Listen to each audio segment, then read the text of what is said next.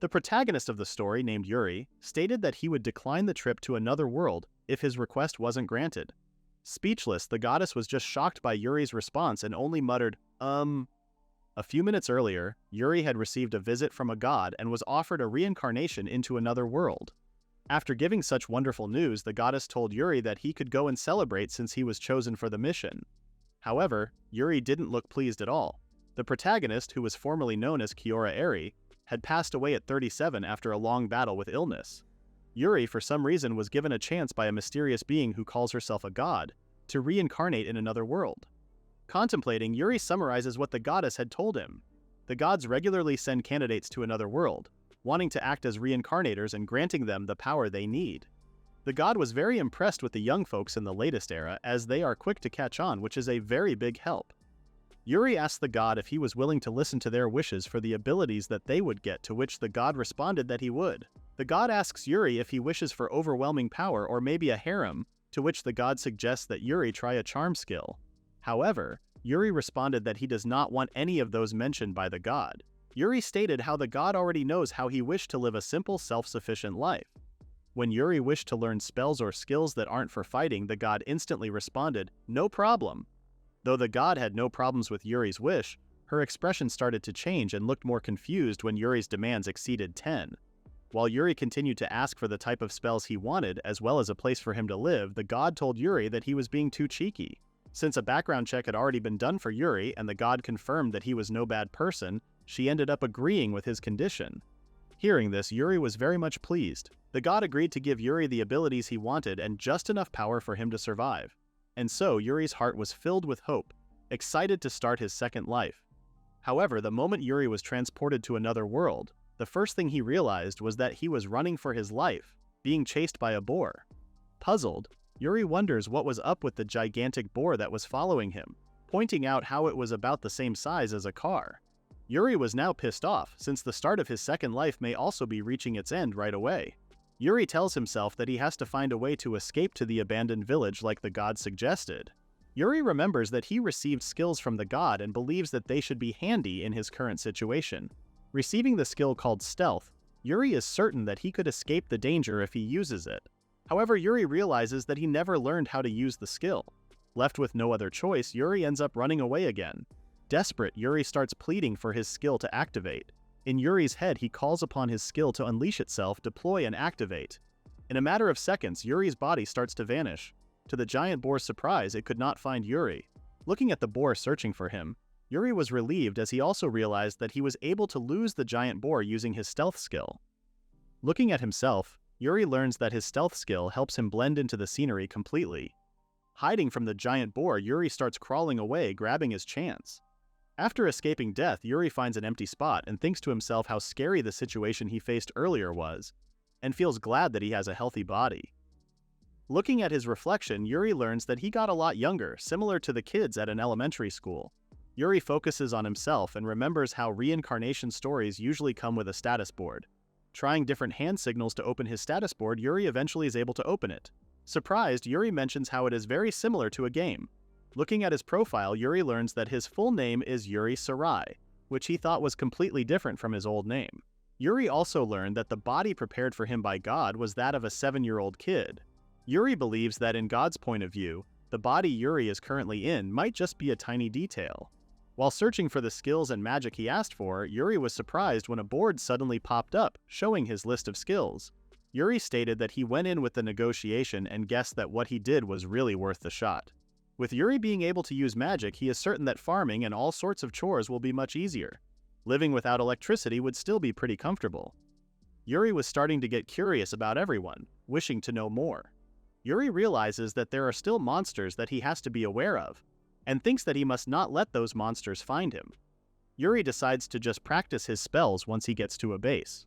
To keep himself safe, Yuri uses the stealth skill to avoid any danger while he searches for the town. Yuri starts thinking of a situation where he may run into monsters again, and how there are times that he may not be able to escape. In such a situation, Yuri believes that he must prepare himself. Even if Yuri tries to prepare himself, he turns to the magic he received, which he remembers is not well suited for fighting. Yuri believes that it won't be of much use if he runs into a monster like the giant boar again. Staring at his knife, Yuri states that the only weapon he has is a simple work knife. Yuri knows that if he does not think things through, he may end up facing another situation where he will have to risk his life again. All of a sudden, Yuri hears a grumbling sound and realizes that he is now starving. Thinking of food, all Yuri has are the berries in his pouch, which he thought were quite plain. Continuing his journey, Yuri thought about how the road to an easy life in another world is truly rough. Yuri eventually saw a couple of houses ahead. However, when Yuri reaches the village, he realizes that it was abandoned. Yuri finds an open space which is well suited for farming. With no people around, it won't give Yuri much trouble. What Yuri saw as an advantage is the already built houses, allowing him to immediately start living at the abandoned village. Just like what he wished, Yuri praises God for granting what he requested. Yuri notices a building falling apart and guesses that it had been abandoned for quite some time already. Yuri continues to explore the abandoned village and check things out. Yuri states the basic necessities of life, which are clothing, food, and shelter. Yuri believes that the clothes he is wearing are currently fine. What concerns Yuri more is securing food and shelter for the day. Yuri coincidentally finds an abandoned house, which he finds very nice. Checking the inside, Yuri sees that there's not much damage and a simple fix should do the trick. The location of the house is also situated in the middle of the village, which is easy to defend and expand. "All right," Yuri says, as he believes that everything is pretty much covered. All that's left for Yuri is to eat. Yuri was thinking of hunting, or else he would have nothing to eat. After looking around, Yuri eventually found wheat and potatoes. Yuri also notices the crops the villagers were growing that went wild and somehow managed to survive. Yuri thought that if he could clear the weeds and tidy up the field, he could grow more crops. Yuri then starts having second thoughts, realizing that he may not be sure if the food he found is edible and not poisonous or something. Yuri realizes that in the situation he is currently in, there is something that may be able to help out. After finding the appraisal skill on his skill list, he uses it and confirms that both wheat and potato are edible. Yuri cheers as he states that the appraisal skill is super useful. What concerned Yuri next was that he wouldn't have enough to eat if he plants some of it. Fortunately for Yuri, he found some harvested wheat not far away, though he isn't sure how many years have passed, but he isn't really up for it. Yuri then thought of an idea and remembered a video where he saw someone catching pigeons with wheat or rice. Yuri's idea was to do the same with a little bird. When Yuri saw two birds nearby, he started throwing seeds at them. In Yuri's mind, if he lets the birds get used to the seeds, it will be much easier to have them fall for the trap. Yuri realizes that he had forgotten something. Even if it were just the basics, Yuri believes that he should also have fire and wind magic, and believes that capturing the birds will be much quicker using magic. Yuri was shocked when he suddenly heard a voice telling him to watch out. Looking around, Yuri asked if someone was out there. Yuri becomes alarmed when he hears the same warning again, wondering where it was coming from and what it meant when it said watch out. When Yuri turned around, he saw the same giant boar that was chasing him earlier. Yuri wondered if the giant boar had tracked him by scent. Yuri barely dodges the giant boar's attack and immediately tries to activate his stealth again. Hiding behind a wall, Yuri thought that the attack earlier almost hit him, which made him wonder if he should run away again. However, Yuri's hiding spot was easily discovered, with the giant boar destroying the house. Yuri realizes that the giant boar was just hitting all the nearby buildings at random. Even if Yuri makes it out, his next problem is where he will be living if all the buildings are destroyed. Yuri shouts at the giant boar to stop, but then also stops himself, wondering if he could even stop the giant boar using only the bare minimum power given to him. Yuri knew that even a 1-meter boar is already serious trouble, and that a giant boar is something he couldn't handle. From Yuri's perspective, he does not have much of a choice other than to give up on the abandoned village. Yuri stops his thoughts and tells himself that giving up wouldn't work for him.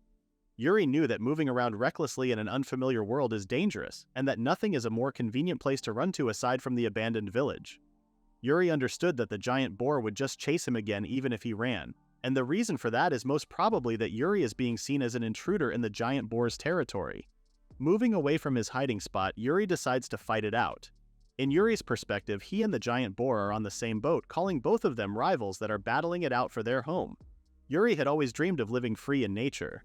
However, such a dream could not be achieved without facing nature. To live freely meant taking responsibility for everything about himself, and with that reasoning, Yuri must take care of himself. After deciding to live in his new world, Yuri stated that he has no plans of stumbling over something like facing a giant boar for his home. "Take this," Yuri said as he cast a level 1 fire magic and threw it at the giant boar. In an instant, the giant boar disintegrated along with its surroundings. For a level 1 spell, it caused a whole lot of damage to the village. Yuri finds it very trivial, as such a scenario is something he thought would make him known as invincible. Reality kicked in, and Yuri mentioned that if his life were a classic reincarnation story, he would be overpowered by now. However, Yuri could not also blame himself, since he was the one who said that he wanted a slow life. Looking at the positive side of his situation, Yuri was at least glad that he has his stealth to help him hide away. While checking out his status board, Yuri faces the reality, which is that he has a weak power, barely reaching the minimum. Looking around his status board, Yuri remembered that there were spells that God gave him. Yuri starts thinking that the spells provided by God may possibly be strong, as he compares them with his first skill, Stealth, which Yuri deemed to be a really powerful spell. The reason why Yuri believes that Stealth is powerful was that the boar with a sharp nose couldn't find him while Stealth is active. Yuri puts faith in the power that God has given him. Clenching his fist, Yuri gains a boost of confidence as he tells himself to believe in himself and that the fantasy he imagined earlier could become real if he chooses to. With the burning sensation deep inside his body, Yuri tells himself that he could actually fight the giant boar off. "Take this," Yuri said as he cast his level 1 fire magic. Unfortunately for Yuri, what came out was just a small fire and a pop sound. The fire magic Yuri cast gradually fizzled down and then died out, leaving him puzzled. Yuri couldn't believe what he just witnessed, asking himself if that was his full power. Using the spell for the first time, Yuri believes that is the reason why the spell didn't work well. Yuri's attention was drawn to the air that came from the giant boar's snout. Instantly overwhelmed by fear, Yuri realizes that the giant boar has noticed him and hastily orders his other magic to activate right away. The second spell Yuri used was the level 1 wind magic. However, what it did was just move the giant boar's hair. The next spell was level 1 wood magic, which resulted in a plant popping out on top of the giant boar's head. Yuri's spells made the giant boar even more angry, which led to him being chased by it again. Annoyed, Yuri still hoped that there was a way for him to stop the giant boar. Yuri then uses his level 3 earth magic. To Yuri's surprise, a wall of earth suddenly emerged from the ground. Seeing how massive the spell was, Yuri believed that the reason why it was big was because it had a higher level than the other spells. Seeing how sturdy the wall looked, Yuri thought that with that, he may be able to stop the giant boar. Unfortunately for Yuri, he was instantly proven wrong as the giant boar rammed itself onto the wall and created a hole. With the giant boar breaking through, Yuri guesses that the earth wall won't be enough to hold the giant boar down. However, when Yuri fully checked the situation, he saw that the giant boar was actually stuck in the hole it made. Believing it to be his chance, Yuri states that if he can't attack with magic, then he pretty much has only one option, and that is his knife. Wild hunters would often target the vital spot, which brings down the prey instantly. One of those vital points is the throat. With the giant boar's current state, Yuri is certain that he can hit the neck, and that he must seize his chance now. However, Yuri couldn't help his fear from taking over as his whole body was shaking so badly. Yuri knows that if he fails, the one who dies will be him. Even so, he still couldn't get rid of the trembling sensation. Gripping the knife tightly, Yuri has already made a decision to live comfortably in his new world. Taking on his first steps, Yuri charges at the giant boar, fulfilling what he swore. In the end, Yuri was able to kill the giant boar and even prayed for it. Standing up, Yuri realized that killing the giant boar was much easier than he expected. For Yuri's next task, he wonders what he should do with the giant boar's corpse. Yuri remembered reading in a novel how to dress game meat, which was something like hanging the meat upside down to drain the blood, or cooling it by soaking in water. However, Yuri knows that there's no way he can do those things. Yuri states that the giant boar is just something that he can't hang up on, and he'd also need a big river to soak the giant boar. Yuri was shocked when he heard the voice again, calling out his attention and asking if he was in trouble. Yuri remembers that it was the same voice that warned him that the giant boar was coming. Yuri tries calling out to the voice, asking it where it was and to reveal itself. The voice responded that they are in the same location. Yuri looked around as he wondered what the voice meant by here. Hearing a flap sound above him, Yuri looked up and was shocked to learn that the voices came from the bird. The birds too were surprised, as it was a first for them that a human could understand what they were saying. Remaining silent, Yuri wonders about the birds and plans to immediately investigate what was going on. In his skill set, Yuri saw the language at a mastery level. This made Yuri believe that the reason why he could understand animals was because of the effect of his language mastery. The spell's purpose was to help Yuri in talking with the other locals.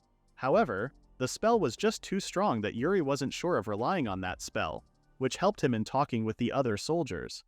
In front of the boar's corpse, Yuri guesses that they won't be talking to them because neither of them had the will to communicate. Yuri thought that he may be able to talk to the monsters he encountered before hunting them. Yuri pointed out that if animals start yelling that they are experiencing pain or something, which made Yuri believe that it will be hard for them to keep on going. Calling out Yuri's attention, the bird asks Yuri if he wishes to know a good spot by the river. In his head, Yuri felt kinda weird responding to the birds. The birds then inform Yuri that ahead of them is a river which is pretty close and also big. Yuri was very grateful towards the birds as they helped him a lot. Curious, Yuri asks the birds why they are helping him in the first place. The birds explain that they too were grateful towards Yuri for feeding them. Though what they ate was a bit old, it was still kind and nice for Yuri to offer. Yuri realizes that the birds were helping as a payback for the wheat. The birds then inform Yuri that they will be taking their leave and hope that they will see Yuri again. Waving at the birds, Yuri hopes the same thing and thanks the birds for their help again. As Yuri was silent for a moment, he then let out a sigh of relief as he was glad that he didn't continue to hunt the birds down. Yuri tries to move the giant boar, but it wouldn't budge an inch. Though it was good news that a river was just nearby, the next problem Yuri was facing was how he would carry the boar corpse using his own strength. Yuri thought of something and remembered that he asked for it so that he could carry lots of stuff easily like in a game. Checking his skill set, Yuri confirms that he has the storage skill, which is also a level 3. Reading the status window, Yuri learned how to activate the spell, which is just touch the object and select store. The moment Yuri followed the instruction, the boar was suddenly lifted up in the air, which surprised Yuri. Within seconds, the giant boar's corpse vanished. Amazed, Yuri checks on his storage and realizes that the storage space is in another dimension in which time does not pass, and nothing rots inside. Even with prey as huge as the giant boar, the storage still had tons of spaces left for Yuri to use. Yuri felt like he received a cheat skill and finds it very awesome. Having more fun, Yuri then turns his focus and hurriedly goes to the river. Yuri activates his stealth again just in case he may encounter another dangerous monster along the way. After that, Yuri worked on draining the blood by the river. Yuri also figured it would work with liquids, so he used his water magic to wash the blood away. In doing so, Yuri ended up regretting that he didn't roll up his clothes higher. Although the task of removing organs was tough, he still managed to do it. Yuri then sank them in the river to clean. Yuri breathes out as he watches the giant boar being soaked in the river. Exhausted, Yuri guessed that it was because he used tons of magic. Checking on his status, Yuri learned that he has already used half of his magic. Unsure of the standard, but for Yuri, the numbers really felt like the bare minimum. Yuri thought that since he was able to defeat the giant boar using those bare minimum spells, the giant boar itself may also just be a bare minimum monster. Yuri's understanding was way off from the world's reality. What Yuri thought was minimum ability, especially his magic, was already more than twice the average person's. The beast Yuri defeated was actually a formidable enemy that even seasoned warriors struggled against. Even for bloodletting, manipulating fluids other than water with water magic was thought to be extremely difficult. Yuri had already possessed power that could be called a cheat. However, it would be a while before Yuri himself realizes it. Looking at the vast river, Yuri wonders if there's a legendary sword around as well. Alright, Yuri says as he returns to the abandoned house. For the time being, Yuri was able to secure at least one meal's worth of meat. Using the appraisal skill, Yuri confirms that the meat had no infections and no parasites. Yuri admits that his work is a bit clumsy, but he was still happy that he managed to make an improvised stove using earth magic. Yuri turns his focus to grilling and ignites the firewood with fire magic. With his low-level fire magic, Yuri believes that it is just perfect for kindling. Yuri states that not burning the ground directly is one of the basic camper etiquette, though he admits that he has never really gone camping ever. Yuri eventually got tempted after hearing the sizzling sound from the meat. Gulping his saliva, Yuri couldn't help but be amazed as the meat looked hearty, which is something that he couldn't eat for years while he was hospitalized. The moment Yuri got his hands on meat, he decided that his very first meal in the world would be that. Even when his stomach was growling, Yuri held back with just potatoes and wheat. With the meat finally finished cooking, Yuri thought that the dish was just too wonderful for words. On top of the thrill of taking the boar down himself and the magic of eating outdoors, Yuri wonders how delicious the meat will be. As it was time for him to eat, Yuri chomps down on the meat. Munching and gulping the meat down, Yuri mumbles, "Yeah," as he confirms that the meat is so good. Yuri's voice was heard all over the place, surprising different kinds of animals. The meat didn't have a gamey smell, and it was tender to bite and also not overly greasy, calling it a high-quality meat. The more Yuri chewed, the richer the flavor became, bursting with wild strength. Yuri didn't use any seasoning and just cooked the meat plainly, which still surprised him how delicious it still was. With tears dripping onto his feet, Yuri stated that there's nothing better than what he is currently feeling, saying, "Yeah, I'm alive." Since arriving at his new world, Yuri never really felt alive, but after eating the delicious meat, he finally does. Throwing away the stick, Yuri realized that he may have eaten too much. Yuri then checks off his food problem, deeming it to be resolved. Yuri then decides to prepare for a place to sleep before the sun goes down. Yuri wants to make sure that he won't get attacked by beasts or bandits while he is asleep and devises a plan for it. After making out a sketch, Yuri mutters, "Yeah," as he finally decided to aim for a much safer home, building a wall around it, and a gate for him to freely enter and exit. Yuri knew that building a wall is much easier said than done. From Yuri's knowledge, there are lots of ways to do it, and first is to take apart an abandoned house and use the wood. However, that option didn't sound good to Yuri since it'll take too long and he doesn't have nails or tools, and he is also certain that it wouldn't be sturdy enough. Yuri then thought of stacking stones like a fortress wall, but that too would also take too much time. The only option remaining is using earth magic, which Yuri also believes that it was the only option for him available. Earth magic would be the fastest way to build a wall, but Yuri still couldn't shake off his worries since the durability of the wall was already tested when the giant boar rammed its head into one, creating a hole. Yuri thought of removing the pebbles and refining it. He may be able to make the wall much sturdier. Since Yuri didn't really have much of an option, he guessed that he would find out by practicing a bit. Yuri practiced his earth magic by trying to create a properly shaped cup, which Yuri eventually succeeded in his third attempt. Finally starting to get the hang of his magic, Yuri stated that the first one he made was awful, and that the last one had a nice and smooth surface. Tapping it to a wood, Yuri learns that it was hard, almost like a stone. What surprises Yuri is that he didn't even fire the cup he made, and yet it is still very strong. Impressed, Yuri states that what he did isn't really called pottery and more like magically made stoneware. With Yuri's face suddenly changed to what a craftsman's would look like, he states that it is the same with pottery, and that the most important part is preparing the soil. The prep work makes all the difference in the final result. Yuri starts digging up the soil with earth magic and removes the roots and stones. Yuri would then use his earth magic to knead the soil thoroughly. After carefully shaping it, Yuri successfully finished the wall and even couldn't help admiring his magnificent work. The wall is about 5 meters wide and 3 meters tall and also 50 centimeters thick, which is roughly the size of a door. With walls like that, Yuri is certain that no one would be able to break through them easily. Yuri then proceeds to make 3 more walls with similar measurements and place them around the house. Yuri eventually completed his very own fortress in no time. Staring at the wall from the inside, Yuri wondered if he had just built a prison. Yuri felt nervous as the pressure was getting too intense for him. With the magic he had left, Yuri couldn't make a door. Yuri doesn't really have much of a choice and decides to put up with it until he recovers. If Yuri wishes to get out, he plans on storing one wall instead. Shifting his focus to his surroundings, Yuri notices that it was getting dark and tells himself that it was enough quota for the day, or so he'd like to say. There was still something Yuri couldn't avoid, and that is drinking water.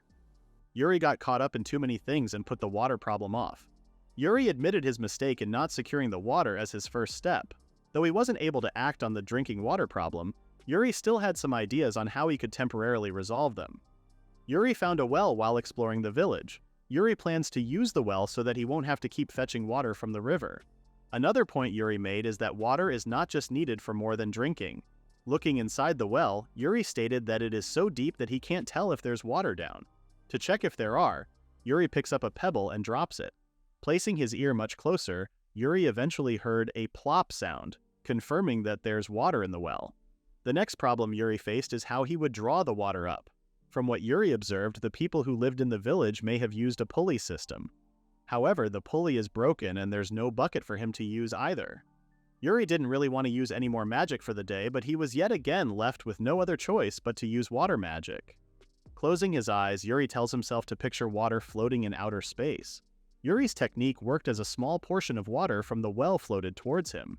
"All right, I did it," says Yuri, as he first thought that the water would be dirty, but was relieved to see that it is clean. Using his appraisal skill, Yuri learned that the water didn't have any harmful substance, which he deemed to be safe for drinking. To be certain, Yuri decides to boil the water first. After another exhausting task, Yuri sat down as he stated that his first day in another world was just too crazy. Though it was still a little early, Yuri decided to rest for the day. Yuri remembers that he has not yet cleaned up the house, and that he didn't even have a futon to lay on. Yuri was yet again left to his devices and made a makeshift bed out of gathered leaves.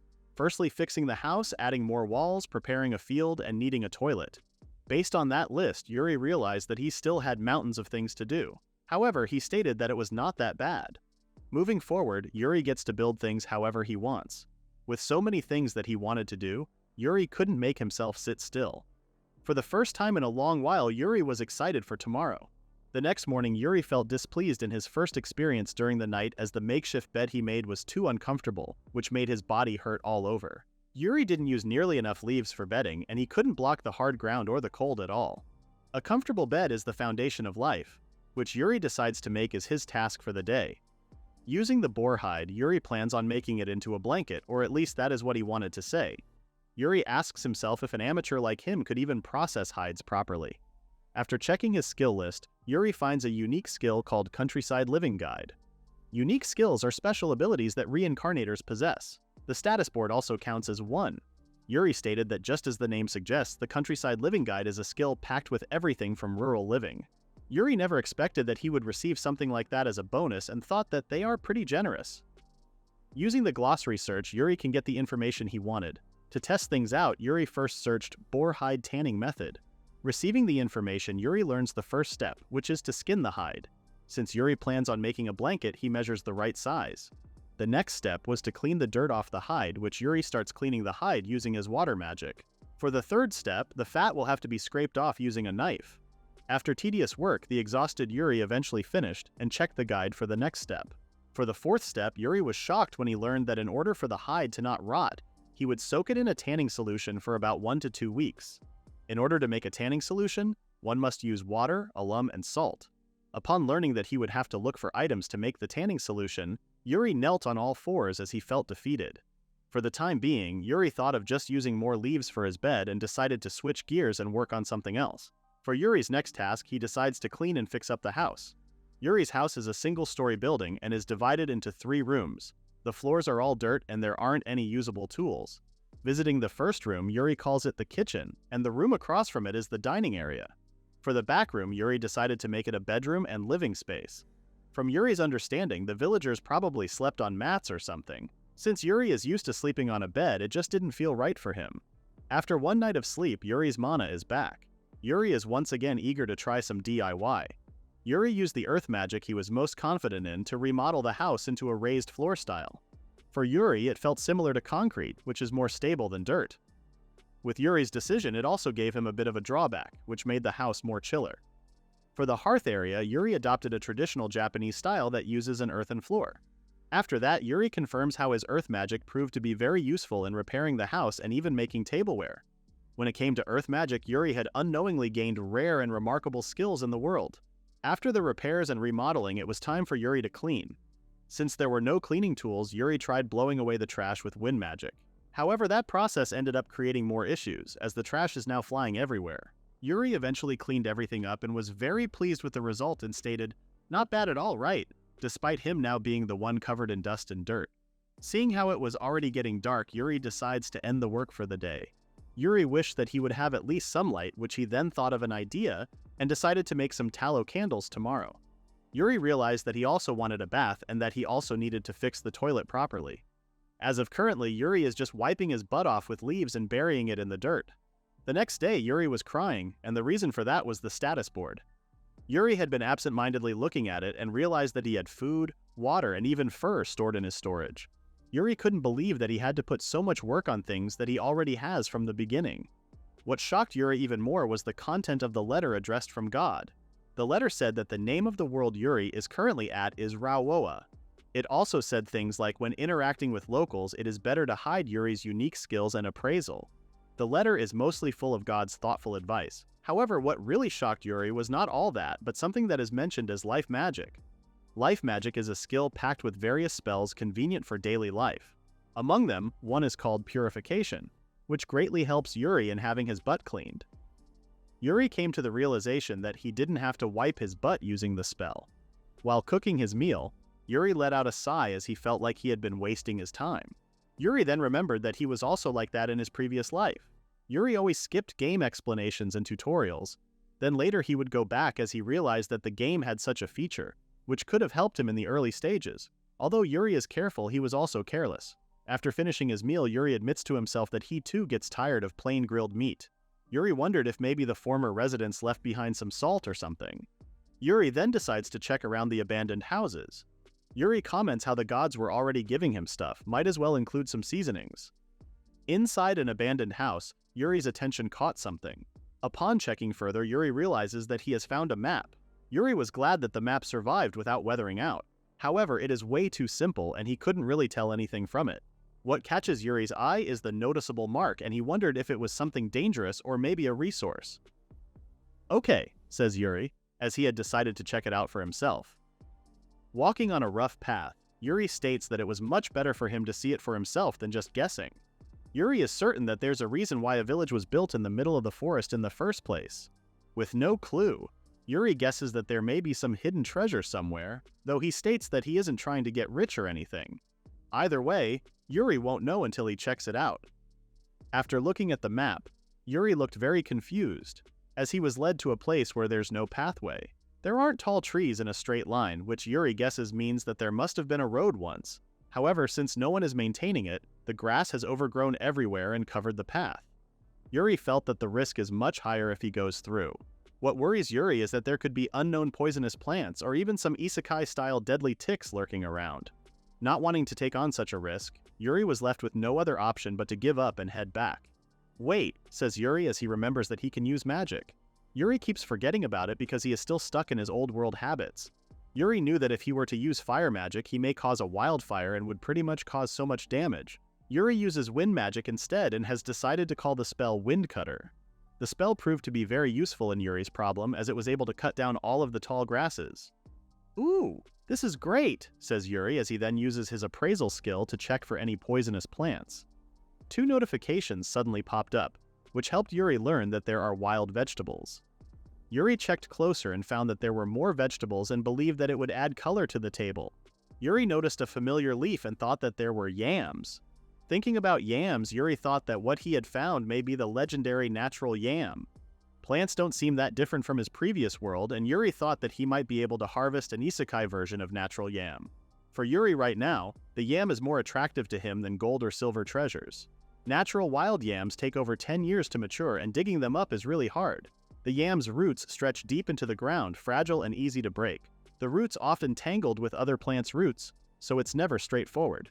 However, in Yuri's case, he has magic. With the use of earth magic, Yuri can grab the yam easily. Controlling the wild yam and pulling it out using his earth magic, Yuri was surprised as what he pulled out wasn't yam.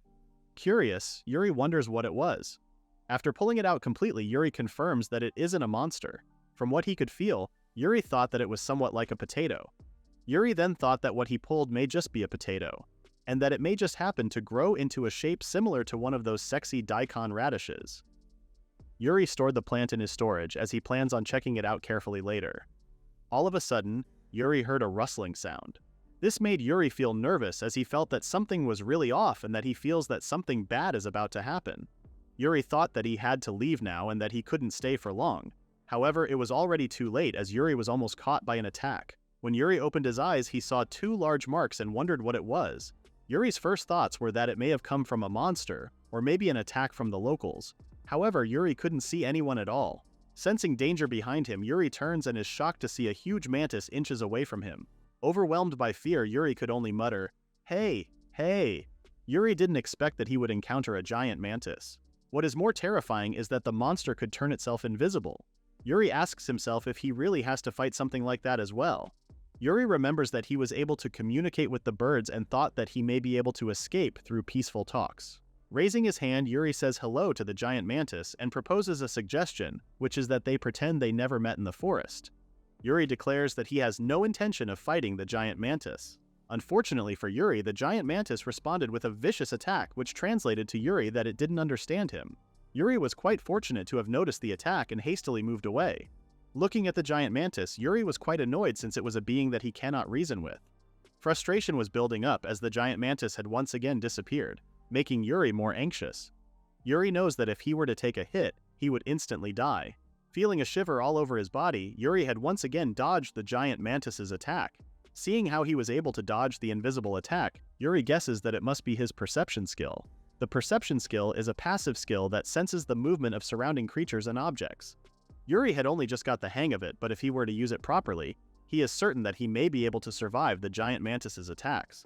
Focusing his eyes, Yuri could feel the giant mantis. Unlike Yuri's double, the giant mantis can't erase its form or its presence. Using the surrounding waters and his water magic, Yuri decides to start his counterattack. Water magic isn't just about controlling liquid. The true essence of the magic is drawing water out of the moisture in the air, which Yuri learned from God's letter. After gathering so much water, Yuri uses it to imprison the giant mantis. Yuri tells the giant mantis that he knows how tough it is and hopes that it would hold on much longer. Yuri felt that killing the giant mantis may not just be enough. If Yuri were to continue, he wants to make use of its materials. Looking at the giant mantis's scythes, Yuri believes that those are perfect for weapons or farming tools. With that reason, Yuri guesses that he will have to take the monster down without damaging it. Yuri was shocked and horrified when he saw an otherworldly hairworm coming out of the giant mantis. Hairworms are parasites that use creatures like mantises as hosts. When breeding season comes, the hairworm drives the host to the water, forcing it to dive in so it can return to its natural habitat underwater. Yuri couldn't believe that what he encountered was not just a giant mantis that could turn invisible. A parasite was also living in it. Confused on what to do, Yuri was left with no other option but to cut the giant mantis down to pieces. In the end, Yuri couldn't use the giant mantis for materials. Going back in his journey, Yuri is certain that he is getting close, but everything looked the same, and he was starting to lose his sense of direction. Yuri eventually found a cave, which he then believed must be the marked spot on the map. Seeing how dark the inside is, Yuri tells himself that it is to be expected for caves to be dark. Using his earth magic, Yuri made a makeshift instant torch by creating a stick using his earth magic and wrapping the tip with boar hide. After lighting the torch up, Yuri then ventures inside the cave. From what Yuri observed, the cave looked like it was dug out by human hands. However, he does not show any sign of resources. Wondering what lies ahead, Yuri decides to just go as far as he could. Yuri also notices that the footing isn't well shaped, which made him wonder if he can make proper shoes. Yuri also thought of just buying some in town when he has the time. Unfortunately, Yuri didn't have any money, which made him think of bartering instead. Yuri guesses that selling materials for money was pretty much the standard. Yuri stated that if he were to find a real treasure, then his life would truly be spared. After making a turn, Yuri was shocked as he found a spot with a huge crystal in it. "Wow," says Yuri, as he stated further that the giant stalactites sparkle in the light, and that the view itself is a treasure already. Returning to his home, Yuri was now happily eating the grilled meat, calling it the absolute best. Yuri thought that what he had found in the cave were stalactites. However, it was not the case, as those were giant blocks of rock salt. Steak paired with real salt is something Yuri stated that it was just too delicious. Yuri's life in the other world, which he planned on living a slow life, was starting to go pretty well. Yuri then remembered that he had faced multiple dangerous monsters already, and wondered what slow life was supposed to be like again. As Yuri continues to ask himself what it was, he feels like he is forgetting something. "Ah," says Yuri as he finally remembered his classic dream of a slow life. Full of determination, Yuri has decided that it was time for him to start farming. Outside of his home, Yuri was about to do the most important thing when starting farming, and that is prepping the soil. In Yuri's belief, planning is at 80% while doing is at 20%. Whatever he does, he must prepare for everything. Yuri thought at first that the soil should be fine if the people who used to live in the area were farming there. However, that was not the case, as no one had touched the area in ages and the soil was now rock hard. To bring the field back to life, Yuri first pulls out the weeds. Thanks to Yuri's earth magic, he easily pulled out the weeds in an instant. Once the weeds were gone, Yuri then proceeded to loosen up the soil. Yuri mixed air into the soil, getting all kinds of good results. The benefits one can expect from doing such a technique are first boosting the microbes, next making the roots grow stronger, and lastly helping to prevent pests and weeds and more. Yuri was a little disappointed in himself as he realized that he could have wrapped everything up immediately if he had used earth magic. Holding onto the hoe, Yuri thought that he might have used the item for nothing since he wasn't even using it. Yuri then changed his mind and decided to dig one row himself using the hoe. After finishing up, Yuri was very much pleased, as the area now looked a lot like a real field. Next on Yuri's agenda was fertilizing the field. The usual material to use is cow, horse, or chicken manure. However, in his new world, such animals were not easy to get. Though quite embarrassed, Yuri was left with no other choice but to use his own feces, and he even felt that it was wrong to use it. "What do I do?" said Yuri, as his attention was suddenly drawn to his bird companions calling him human. Yuri was pleased to see his animal friends. The birds asked Yuri what he was doing and if he was making some sort of nest. Looking at the two birds, Yuri thought of an idea. When the birds noticed that Yuri was staring at them, they were puzzled and suddenly wary of him. While the birds were asking Yuri what the problem was, Yuri, on the other hand, was starting to realize that bird manure is similar to chicken manure. Showing a creepy smile, Yuri slowly approached the birds, asking them if they could poop on the field for him. Yuri even suggested that the birds call some of their friends to do the same thing. This act frightened the birds, who asked Yuri what he was trying to say and how he was proving to them that humans are scary. Yuri stopped, as what had happened was just a possible scenario if he were to approach the birds in such a way. Yuri admitted that the birds' reaction might be deemed fair if he were to suddenly ask them to poo on his field. Seeing how Yuri started talking on his own, the birds asked Yuri what was wrong and if he was sick. Coming to his senses, Yuri asked the birds to forget what he said and realized that he had never formally introduced himself to them yet. After telling the birds that his name is Yuri, he then asked them for their names. The birds were confused and asked Yuri what a name is. Yuri was surprised, not expecting to learn that the birds had no knowledge of names. Yuri then informed the birds that a name is something each person is called. Before Yuri could fully explain, the birds cut him off and told him that they still did not get it and assumed that since Yuri is a human, he is just called a human. While the birds were trying to converse to see if they understood what a name is, Yuri came to the conclusion that birds do not have any idea of individual names. Restarting their conversation, Yuri asked the birds to call him Yuri instead, to which the birds agreed. Yuri somewhat felt nice after having someone to talk to. Looking around, Yuri also realized that he had never met another human since coming to the new world. Yuri then thought that not meeting another human may not be a bad thing, as it could be annoying if he ever did. After digging up a hole and placing a bunch of leaves, the birds asked Yuri if what he just made was a nest. Yuri clarified that it was not a nest. Yuri explained that what he was doing was piling up pulled weeds, which would eventually turn into fertilizer. Yuri shared how such a tactic would work better if it were mixed with rice bran, but one could still manage without it. The method Yuri was using would take time for it to be usable, in which Yuri stated that what he needed the most at the moment were fertilizers. Opening up the jar, Yuri guessed that what was inside might do the trick. The contents inside were plant ash. Yuri saved the ash that built up in the stove. Ash from burned plants has nutrients the soil needs. Since it is powdered, it dissolves in water easily and works fast as well. Yuri mentioned how it is similar to making flowers bloom on a dead tree. The old tale of the flower-blooming old man came from knowledge like that.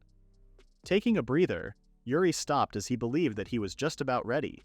Excited, Yuri wondered what he should plant. With wheat sprouts and potato sprouts, as well as bulbs that he had gathered, Yuri was thinking of just planting what he currently had. Realizing that he still had the doll-like plant, Yuri didn't really feel like eating it and decided to just bury it. Yuri then came to a realization that he had no knowledge of how the weather works in the new world. From what Yuri remembered, the goddess had informed him that she picked a world quite similar to the climate of Earth. From what Yuri felt, it felt similar to early summer, which made Yuri wonder if his new world even has 4 seasons. Yuri was left with no other choice but to try things out and see, and started by just planting wheat first. The birds were very happy and told Yuri how he was very kind after they received food from him. Startled, Yuri told the birds not to eat it. When the birds asked why, Yuri explained that he planted the seed so that they can grow crops. However, the birds still did not get it, which shocked Yuri. After that, the birds helped Yuri out as well as got in his way. Yuri then went ahead and planted all sorts of crops. The planted crops were helped to sprout with wood magic. The plants were then watered using water magic. When bad weather continued, Yuri used light magic to encourage photosynthesis. When the sunlight was too strong, Yuri would then use dark magic to create shade. Though it was Yuri's first time actually doing farm work, thanks to the various magic he'd begged from the gods, he was able to manage and get things running smoothly without trouble. After 2 months had passed, Yuri's home had grown and developed. Lying on a bed outside of his house, Yuri was thinking about how he is currently living his perfect slow life. Thanks to rebuilding the barrier, Yuri won't have to worry about monsters attacking or his fields getting wrecked. Since the place doesn't feel closed in any longer, Yuri can now finally relax in peace. In addition to all that, Yuri also made some friends who would often visit him. Since the birds had no knowledge about names, Yuri decided to name the two, Sakura and Omochi. Though Yuri was pleased to have new friends, he sometimes would get annoyed when Sakura and Omochi would bring their friends along, which gets a little too noisy for Yuri. From what Yuri learned from his friends, the birds migrate before it gets cold. The birds are headed off on a harsh long journey in search of warmer lands, which Yuri thought sounded tough. Although it was Yuri who wished to live all alone, after having his wish granted, he now felt lonely. "Oh, they're back!" said Yuri as he heard his friends calling out his name. Both Sakura and Omochi informed Yuri that there was big trouble and asked for his help. Yuri was shocked when his bird friends informed him that a human had fallen down and that he needed to come with them. Yuri asked if the birds were referring to a small human child. What puzzled Yuri even more was why a child would be out there alone. Yuri stopped thinking and followed his friends before things got too late. Deep in the forest, the birds asked Yuri to follow their way and to hurry up. Hacking away all the tall grasses, Yuri started asking again why a child would find itself deep in the forest. Yuri wondered if a traveling family got separated or something. Yuri became frightened at the thought that the child may have been abandoned. When the birds finally told Yuri that they had arrived at the location, Yuri looked very confused and said, "Here?" After looking around, Yuri told Sakura and Omochi that there was no one there. Yuri started calling out for someone, offering help and asking them to come out if they needed it. Hearing no response, Yuri guessed that the humans may have moved somewhere else. The birds then told Yuri that he was incorrect and that he must look closely. Behind the tree trunk, Yuri found something glowing. After Yuri approached it, he was shocked when he saw a small human and called it a fairy. Based on the fairy's size, Yuri finally realized why his bird friends had mentioned small human. Yuri couldn't help but be surprised, as the fairy looked a lot like a figurine. What Yuri found beautiful was that the fairy was faintly glowing. Yuri then told himself to focus up, as he knew that he had to do something. After confirming that the fairy had no injuries or illness, Yuri was a little relieved. However, the fairy's magic power was almost gone. Yuri remembered that he had a potion that was given by the goddess and thought that he might be able to use it to restore the fairy's magic power. His hands trembling, Yuri wondered if he was supposed to pour the potion into the fairy's mouth and make her drink it. With the fairy's mouth being so small, Yuri was having a hard time aiming properly. Focusing too much, Yuri ended up sneezing and pouring all of the magic potion onto the fairy. Yuri was shocked as he saw that the fairy was now covered in potion. The fairy finally woke up and started coughing up the potion. Yuri felt relieved seeing the fairy awake. However, the fairy didn't feel the same way. The fairy angrily asked Yuri what he was doing, calling Yuri a brat. Yuri was shocked and nervous, not expecting the fairy to react in such a way. After taking a moment, the fairy told Yuri that he was quite lucky. The fairy pointed out to Yuri that he should feel honored since not only did he get the chance to save a spirit like her, but he also got the chance to talk to her. Though the fairy was tiny, Yuri saw that there was a big difference in the fairy's attitude. Yuri asked the girl if a fairy was similar to a spirit. From what Yuri knew, spirits didn't usually interact with humans. The spirit told Yuri that he was correct and introduced herself as the spirit of alcohol. The spirit explained how fairies were more like living creatures, but spirits like her were closer to pure energy. Yuri mentioned how spirits were like ghosts. Hearing that, the spirit told Yuri that it was very rude of him to say such a thing. When Yuri asked for the spirit's name, the spirit looked confused and told Yuri that she did not have a name. "Eh?" said Yuri as he stated that the spirit was also the same as the birds. The spirit became angry, thinking that Yuri was now comparing her to birds. The spirit asked Yuri if it wasn't too inconvenient. The fairy repeated herself, saying that spirits like her usually did not talk to humans, which was not a problem. Spirits communicate through their unique magical auras, which they use to recognize each other without names. Looking at Yuri, the spirit saw that Yuri was not capable of seeing auras, so she permitted Yuri to call her whatever he wanted. The spirit promised to answer Yuri's questions if she liked the name he would come up with. Listening to the spirit, Yuri was thinking about her attitude and believed that it was more similar to a cat's attitude than that of a ghost or bird. "Huh?" said Yuri, as he then asked the spirit if she was thinking the same thing as well. Looking at Yuri, the spirit asked him if he was not planning on abandoning a poor, helpless spirit whom he had found collapsed in the woods. The spirit then told Yuri that she would be in his care for a while and that it was nice to meet him, calling Yuri human. Was Yuri's response. To Yuri's surprise, the spirit had forced herself into joining Yuri's party. As the new member of Yuri's group, the spirit asks Yuri if the whole village was his. Yuri did not respond, as he still couldn't believe that the spirit would actually come with him. After checking the surrounding buildings, the spirit comments on how the place is a mess and that it is like a ghost town. When Yuri responded that he indeed lives in a ghost town, the spirit was shocked. The spirit asks Yuri if he and his family truly decided to live in the ruined village. Yuri responds, clarifying that it is only him who lives in the village. However, he does receive visits from time to time by his bird friends. Hearing this, the spirit couldn't help but feel pity towards Yuri, thinking that Yuri is just a normal little kid, all alone in the abandoned village deep in the woods. The spirit is not sure as to what had happened to Yuri, and assumed that Yuri had a hard life. Looking at the spirit, Yuri felt that he was being pitied by her. "Wait a second," says the spirit. The spirit came to a realization that Yuri is the only resident, and a kid living in the village. The spirit asks Yuri if there aren't any alcohols. Confused, Yuri asks what she meant by alcohol. The spirit's jaw dropped as she confirmed that there are indeed no alcohols in the village. Trembling, the spirit asks Yuri if he was joking. Yuri responds, telling the spirit that there is not even a single tavern in the village. Yuri has searched every corner of the village and found that there is no alcohol present and that there are no signs that anyone ever made one. The spirit rants to Belle, telling him that she is the spirit of alcohol. The spirit explicitly told Yuri that she can't function without alcohol. Throwing a fit, the spirit asks Yuri if he plans on letting her starve to death. Yuri understands where the spirit is coming from. However, what the spirit didn't fully know is that the potion Yuri doused her with actually had an effect. Sighing, the spirit was sure that they can get vitality from things other than alcohol. Being precise with Yuri, the spirit informs him that medicinal drinks made by human hands are the source of their sake spirit's power. The spirit shares that the medicinal drink is not tasty and comments how it is absolutely awful. Listening to the spirit, Yuri thought that since it is a medicine, it is expected to not taste great. Yuri then pointed it out to the spirit that since she plans on living at his place, she will have to learn on compromising. Yuri then reminds the spirit that he is already sharing his precious potions out of kindness. Grrr. Fine, I get it, says the spirit. Yuri was surprised, as he had thought that the spirit would lash out, choosing to leave his place. Since the spirit chose to stay, it had meant to Yuri that he will be looking after the spirit for a while, which brings up the problem of the spirit's meal. Checking his inventory, Yuri sees that he does not have many of the potions that the goddess gave him. Thinking of something, Yuri states that he might as well give it a try. While the spirit is outside, pouting in sleep, Yuri, on the other hand, had already prepared the ingredients he needed to make more potions. Yuri didn't have the ingredients to brew alcohol, and if he did have the ingredients, he also can't drink them. Yuri deemed potions to be the best choice in making, as it will come handy in cases of emergencies. Though Yuri already had everything planned out, he knew that making potions is not something an amateur can just whip up.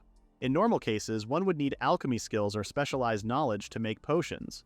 This made Yuri think that he should have asked the goddess for such knowledge as well. Yuri remembers his rural living guide and tries searching on how to make potions. Finding the recipe, Yuri was very much pleased and stated that such a bonus skill is way too good, calling it master.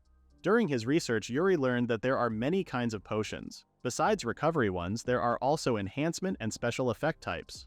With the alchemy skill, one can make anything from basic to high-grade potions. Lucky for Yuri, he can make a few types with the materials he has. Excited, Yuri pumps himself up, ready to make his homemade potions.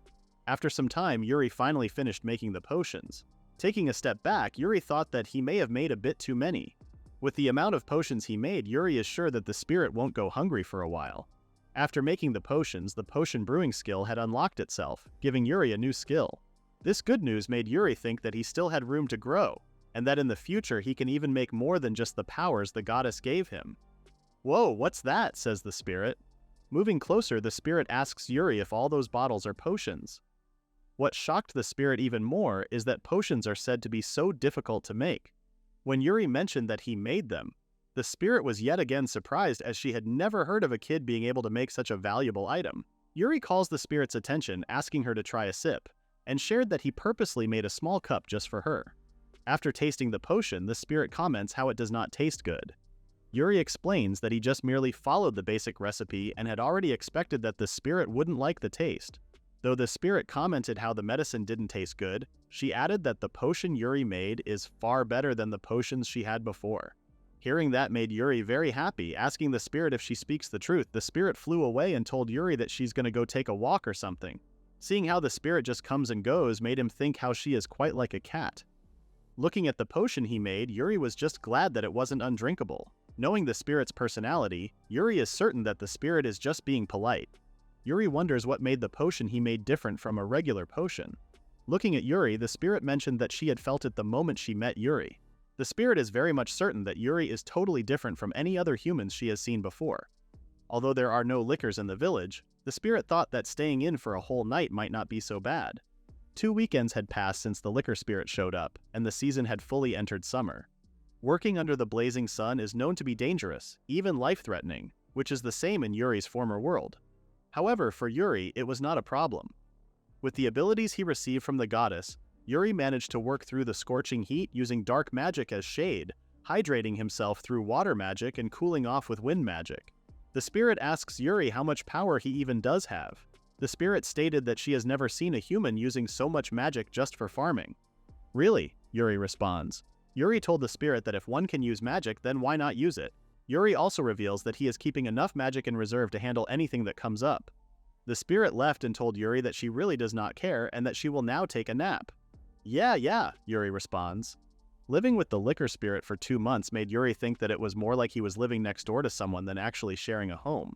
Thanks to that, even after the spirit shows up, his daily life hasn't really changed much. For someone like Yuri, who doesn't like being meddled with, he finds that their setup is actually pretty nice. Taking a deep breath, Yuri thought how the sky is so high and that it really now felt like summer. Fixing up his sleeves, Yuri also thought that he should get some summer clothes as well. Though his clothes wouldn't get smelly thanks to his cleansing spell, Yuri didn't want to take a risk of just having one outfit. With the summer clothes added to his task, Yuri thought that he would have to look for some materials he can use. The forest that surrounded the village is rich and full of all kinds of plants. Even in what looks like just overgrown weeds, if one looks closely, they will see that there are plenty of useful plants. During his search, Yuri found a perennial herb that grows wild in fields. Its woody stalks produce strong fibers.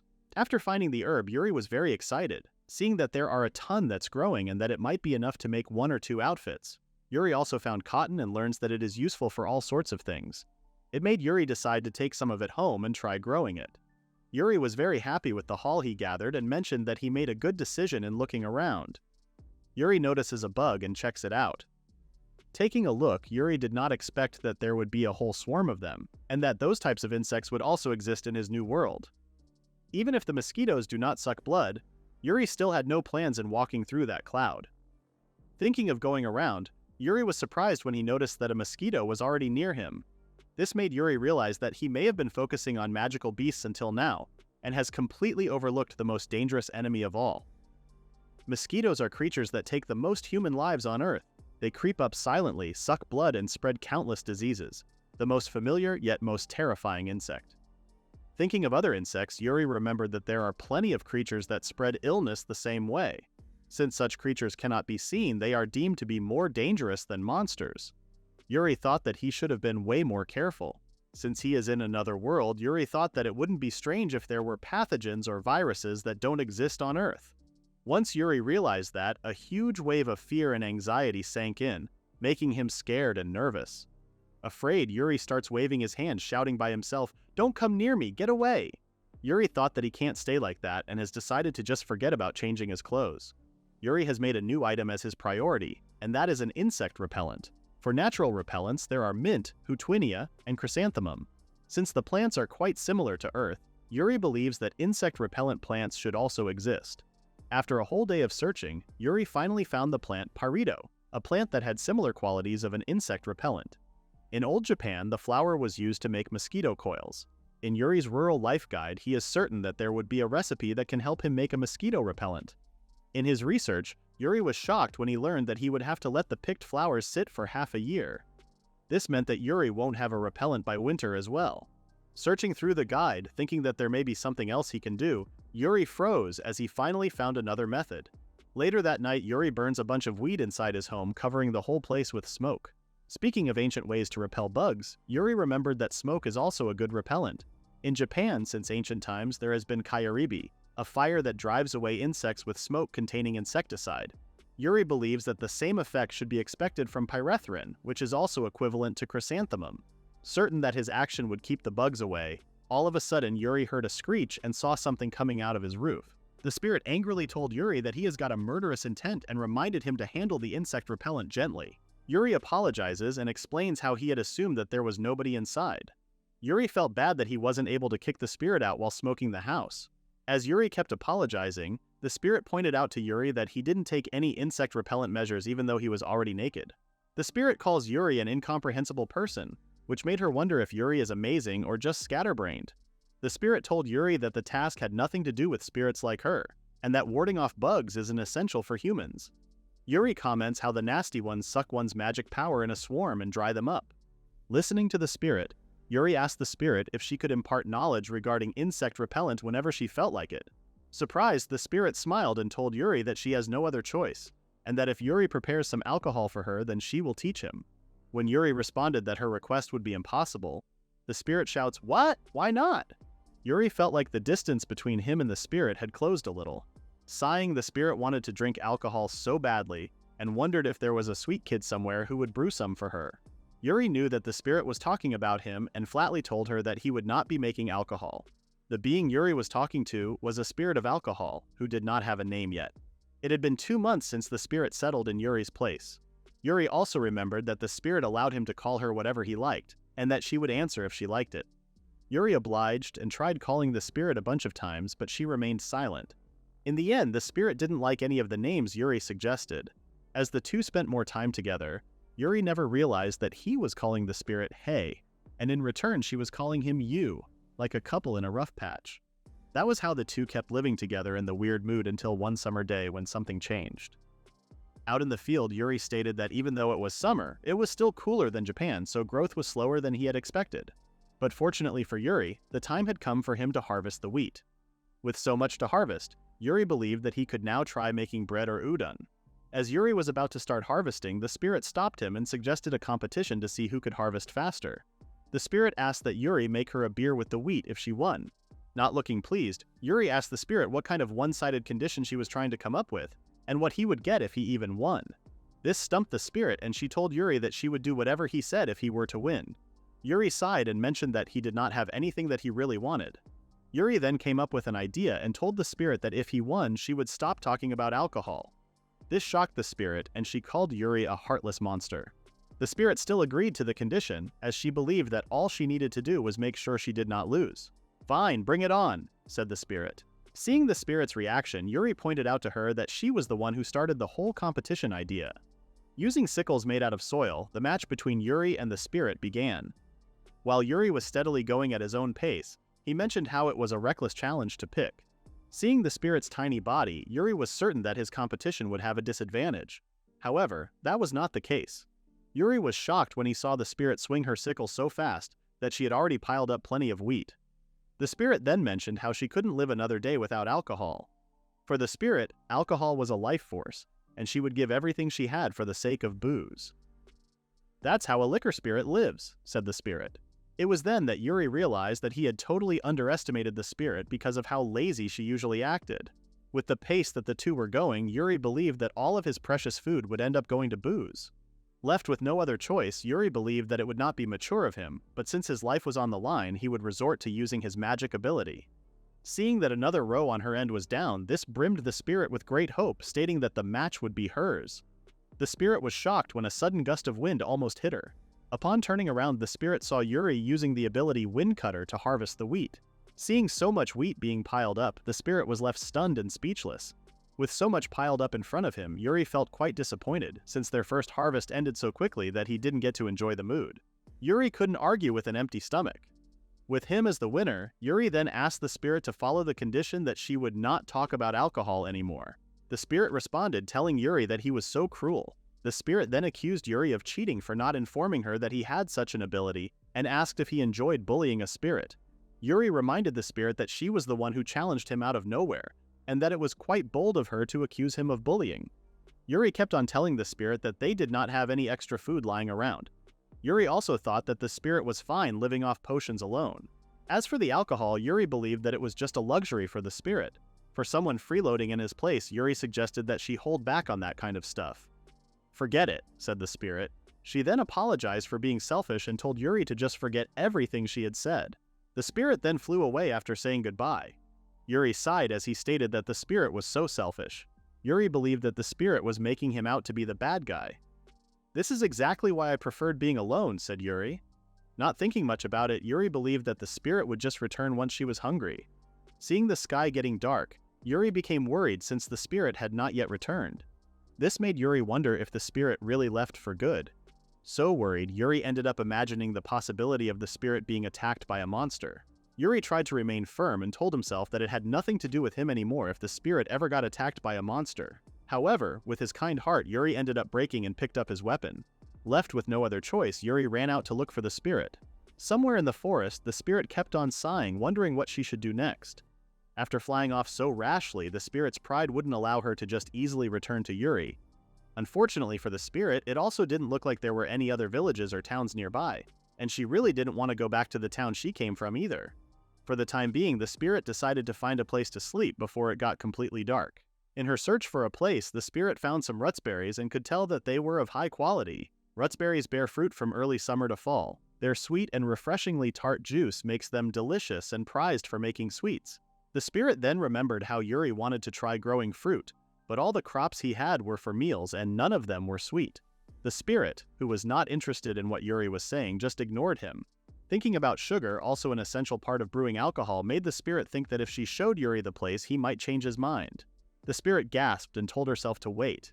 She then asked herself why she had to go around doing stuff just to earn points like that, and that she had no plans of returning to Yuri in the first place. The spirit's personality changed in an instant, thinking that she might change her mind if Yuri were to come and chase after her, begging for her to return. Hearing her own words, the spirit thought that it sounded like she was hoping for it to happen. Hearing a rustling sound, the spirit turned, as she thought that Yuri really came to look for her. The spirit clarified that she wasn't happy about being looked for or anything.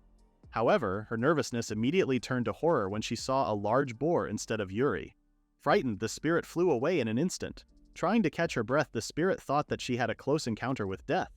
Hearing a hissing sound, the spirit turned and was shocked to see a snake about to lunge at her. With another one showing up, the spirit escaped to the skies, but was soon met with a three-eyed bird that chased after her. Hiding in the bushes, the spirit asked what was up with the forest, as it was crawling with dangerous monsters. With things as they were, the spirit believed that she might not even be able to get out of the forest. With what she had experienced, the spirit began to regret leaving Yuri. The spirit was frightened when the birds around her got startled and flew away. This immediately made her think that another monster had appeared. The spirit was shocked when Yuri appeared, stating, "I finally found you." Yuri was so glad after seeing the spirit safe and suggested that they head back home. Unable to control her emotions, the spirit sobbed and told Yuri that if he insisted, then she didn't have much of a choice but to return. Back in the house, the spirit asked Yuri why he came looking for her. Yuri thought that there was just no way for him to leave her, since he was also part of the reason why the spirit flew off and left in the first place. Yuri admitted that he had acted immaturely for his age and apologized for it. The spirit was very confused and pointed out to Yuri that he was just a kid, which she found weird for him to say such a thing. Laughing it off, Yuri just responded, "Yeah." The spirit then took the opportunity to admit her mistake and apologized to Yuri for saying all that selfish stuff. As promised, the spirit would not talk about alcohol anymore. Yuri then shared his plan of expanding his fields. Yuri clarified that he couldn't promise when that would be, but once everything was in place, he would be open to trying to make alcohol. Surprised, the spirit asked why he suddenly changed his mind. Yuri was reminded of how hard it was living every day on medicine, not being able to eat things that he liked, and also the joy that he felt when he was finally freed from all of that. Yuri then told the spirit that they should just continue getting along moving forward, and then called the spirit by the name Marcia. The spirit asked if that was her name. Yuri asked what she thought about it and explained that he took it from the goddess of alcohol in his homeland. If the spirit didn't like it, Yuri would just think of another one. The spirit told Yuri that she liked it and thanked him for giving her the name Marcia. Meanwhile, at the End village located several kilometers southwest of Yuri's village, a group of people confronted a large bear with a scar. If the beast were to get into their village, they were certain that the village would be finished. With reinforcements soon following them up, the group of men encouraged themselves to hold the bear off, even if it killed them. After growling, the bear suddenly turned and ran away. A man with a scar on his cheek thought that the beast was smart for running off instead of facing them. Releasing a sigh of relief, the man still found it hard to believe that a gambit grizzly would suddenly show up in their area. He believed that it was quite a miracle that no one died fighting it. The man, who was called the group's leader, was asked if they were not going to chase after it. The man mentioned that they would not be pursuing the bear any further and also pointed out that the direction the bear was headed was the forest.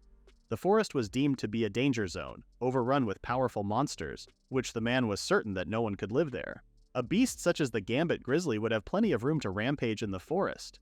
At the same time, Yuri had no way of knowing that the place he called home was known as a monster-infested danger zone. Marcia informed Yuri of the fruit called rutsberries and suggested that they go pick some tomorrow. Both Yuri and Marcia were clueless about the powerful monster that was drawing near them. Eating the rutsberries, Yuri was surprised at how delicious they were. Finally tasting the fruit called rutsberries, Yuri mentioned that they were exactly the kind of sweet that he wanted. Yuri was now determined to plant and grow some of them on his farm. Marcia reminded Yuri not to eat all of the rutsberries, since those were a rare find used as brewing ingredients. Yuri told Marcia not to worry, since he couldn't even eat that much. Yuri asked Marcia if they could really make alcohol just by using fruit. Marcia responded that they could, simply by adding sugar to the fruit to get it to ferment. However, since the rutsberries were already super sweet, that alone should allow them to make some alcohol. Marcia informed Yuri that the process wasn't hard, as they first had to wash the fruit and mash it with the skin still on. The next step would be putting it into a clean jar and leaving it somewhere dark and breezy. During that time, they would let the fruit ferment for a few months. To keep the fermentation even, they would then have to stir it once a day. After that, if the right kind of bacteria landed on it, the mashed fruit would eventually turn into alcohol. If it was the bad kind of bacteria, then the whole thing would just rot. This made Yuri think more, since he couldn't identify the type of bacteria that would land on the fruit, even after using his appraisal skill. Yuri thought that even if he used his purification to sterilize it, the yeast would get wiped out as well. This left Yuri to rely on traditional methods instead of magic. While pouring the fruits into a bowl, Yuri thought that doing things completely by hand was pretty fun. Thinking of fermentation, Yuri also thought of miso, pickles, and other fermented foods. If Yuri were to get his hands on milk, he was certain that he could even make cheese or yogurt. If Yuri figured out the know-how and gained control over it, he believed that he would end up with tons of responsibilities, something that he thought was worth diving into. "Alright, there we go," said Yuri as he placed the jars in a corner. He then asked Marcia if she believed that would do. "Looks good," said Marcia. With a huge smile, Marcia imagined the future and couldn't wait, as she would be able to drink the alcohol in the fall, even wishing that time would hurry up already. While Marcia was happily singing about waiting for the fruit to turn into alcohol, it made Yuri think about how she sounded like a kid waiting for their morning glory to sprout. Yuri then grabbed Marcia's attention, as there was something that he had been worrying about. Marcia's expression looked pained when Yuri asked her why she had collapsed in the first place. Since Marcia was an alcohol spirit, Yuri believed that living in a brewery should be the easiest way for her to live. Yuri then jokingly asked Marcia if she had gotten kicked out or something. Yuri stopped with his jokes when he noticed that Marcia had gone silent. Realizing his mistake, Yuri apologized and explained that he didn't mean to make fun of her. Marcia suddenly grabbed Yuri's cheeks, thankful that he had finally asked. Marcia asked Yuri if he could listen just for a second, stating that what had happened was seriously awful. Yuri, who was startled, continued to listen. Marcia shared her story about how she used to live in a big city brewery for many years. The master of the brewery was a kind man who understood spirits. When a spirit lives in a brewery, their blessing improves the quality of the sake. In return, humans offer the sake back to the spirit. That was how Marcia and the owner had lived in harmony for generations. Unfortunately, the owner passed away and the brewery was then taken over by the owner's son. From Marcia's perspective, that was where everything started to go wrong. The new owner only cared about profits, cutting costs, and skipping steps.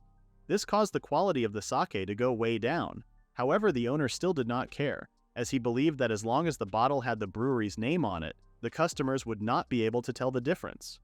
The nearby breweries all already had spirits living in them, which forced Marcia to set out on a journey to find a new place. Unfortunately for Marcia, she got hurt, got lost in the forest, and collapsed from exhaustion. After listening, Yuri thought that there was no way the new owner would listen to Marcia.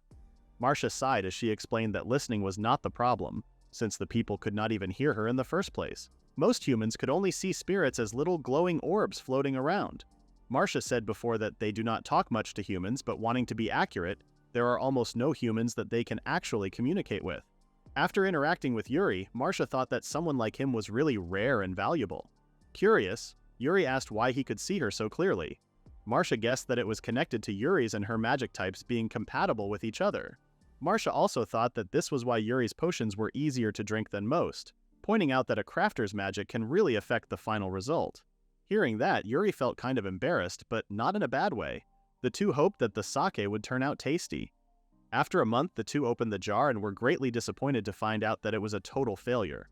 On her knees, Marcia asked why it failed. Yuri, on the other hand, remained quiet as he too was sad and thought that things really just do not go as planned. Marcia thought to herself that everything was now over. It was the end of her dreams and hope. Yuri then told Marcia to get a grip and tried to cheer her up, even offering that they could try again. Yuri mentioned how fall was coming soon, which meant that they would be able to find more fruits and even offered to look for some. Marcia remained quiet, stunned and drained. Sighing, Yuri thought that if he did not come back with anything, Marcia would eventually lose herself. With his attention drawn to a crunching sound beyond the wall, Yuri thought that there was surely something outside. Yuri was certain that it did not sound like something scratching the wall, which made him wonder if something had fallen into one of the defense traps he had dug. With his long spear, Yuri thought about finishing the prey off and stocking up. However, to Yuri's shock, he saw a bear eating the boar's corpse. The bear noticed Yuri and then growled at him.